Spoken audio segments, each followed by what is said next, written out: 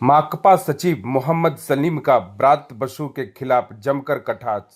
Jadavpur university की घटना पर वामपंथियों का बंगाल भर में प्रदर्शन तेज। पुलिस तारो गाड़ी प्रथमे धरेनी, पुलिस गाड़ी मालिक को प्रथमे धरेनी, কারণ তাহলে নেশার সামগ্রী নেশার জিনিস সব পাওয়া যাবে। তৃণমূল থাকলে নেশার জিনিস থাকবে না, তা হতে পারে না। এজন্য গাড়িটাকে ছেড়ে দিল।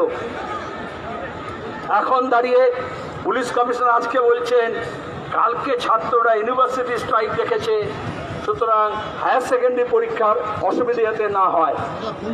আচ্ছা, একটা শিক্ষামন্ত্রী না হয় জানে না এসব। পুলিশ তো আইপিএস হয়েছে, সেও কি 2 নম্বরই করে টাকা খালি খাতা জমা দিয়ে হয়েছে? সেটুকু জানে না যে হায়ার সেকেন্ডারি পরীক্ষা ইউনিভার্সিটি সিস্টেমের মধ্যে পড়ে না, ওটা হায়ার সেকেন্ডারি কাউন্সিলের মধ্যে পড়ে। এই জন্য এসএফআই এবং বামপন্থী ছাত্র সংগঠনগুলো কালকে পরীক্ষাগুলো বাদ দিয়েছে, শুধু ইউনিভার্সিটি ক্যাম্পাসগুলোতে স্ট্রাইক দেখেছে, যেটাকে আমরা সমর্থন করছি।